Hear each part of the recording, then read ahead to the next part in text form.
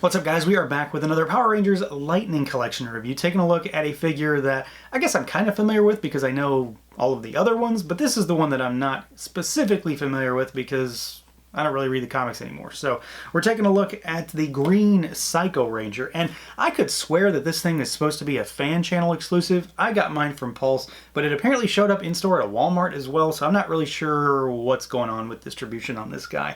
Either way, I think it's fan channel maybe, and I don't know, it doesn't matter. It's in my house now. So we've got this guy here in the standard Lightning Collection packaging, of course.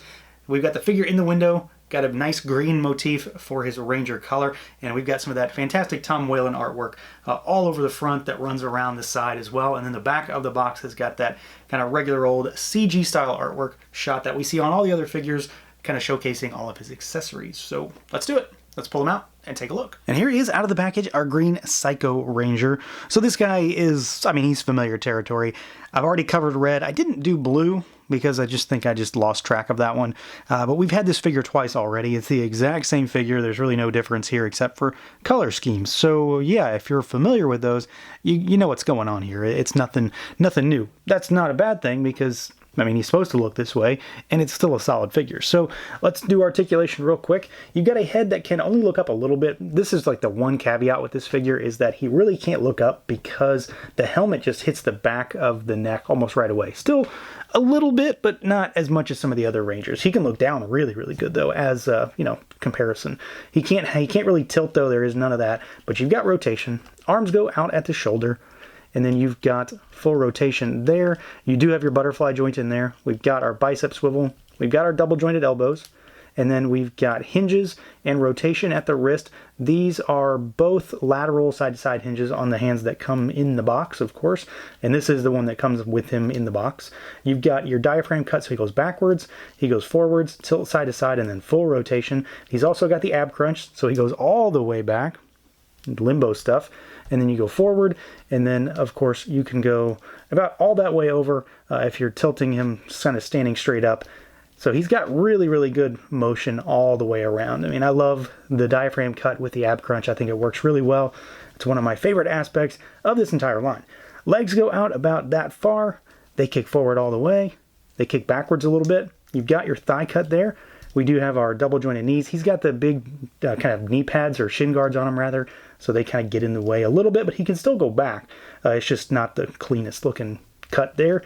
And then you've got rocker, and you've got your hinge down at those ankles. So he moves around just as well as all the other Psycho Rangers, and frankly, just as well as pretty much every other figure in this line, save for maybe, I don't know, I wish he could look a little bit more up, but I'm not going to complain too much about that because otherwise, he's really solid. Aesthetically speaking, the Psycho Rangers are among my favorite look for a lot of Rangers. They're just so evil looking compared to, all the good guys, because of course they are evil Rangers. But I really like their outfits. I like their color schemes.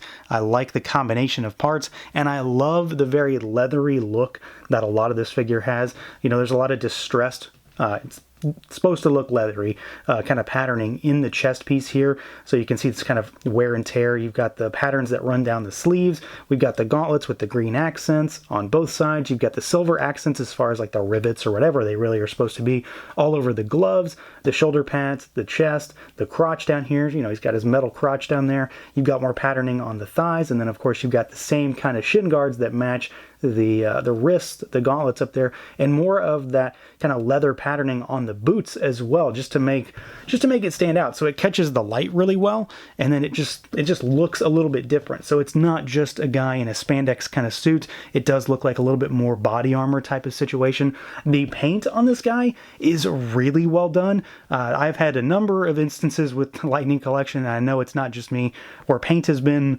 a little haphazard from release to release. This guy seems pretty good. As far as the green, it's pretty consistent and solid and well applied. The belt buckle's really nicely done as far as the metallic paints. The rivets all seem to be really well done, as are these green inserts on the legs and the gauntlet. So I'm pretty happy with that. And then of course it's all kind of topped off with the helmet up here, which I really dig. It's very insectoid looking. The green, again, very well applied. Nice consistency, I guess is the best way to say it. It's very thick throughout.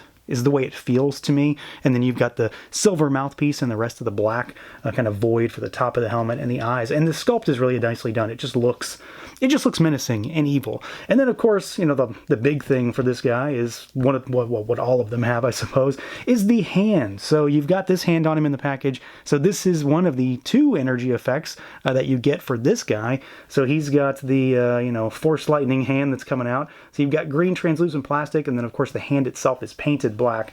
And it looks really good. I dig this aspect of all the figures. Of course, it's the same throughout, but it's cool. Who doesn't love, you know, a lightning hand? So you've got a cool little effect part on him right out of the package.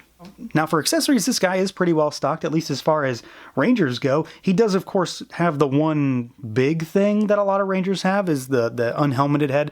These guys don't come with that for, well, I guess obvious reasons, really. He does have 2 extra hands, though, so we've got a fist to replace his left hand, more of those rivets painted on there as well. And he's got a gripping hand for his right to replace the effect hand. So you've got those.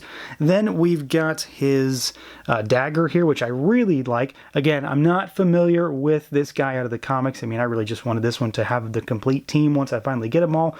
And I couldn't resist a Green Ranger. So we've got this really cool dagger with a pretty wild design on it. A lot of paint applications too, surprisingly. So it's black base with silver accents, and then you've got the green inlay. There's a little bit of that gold that matches his buckle. It's on the handle, as well as this little medallion for their insignia, at least as far as the Sentai insignia is concerned.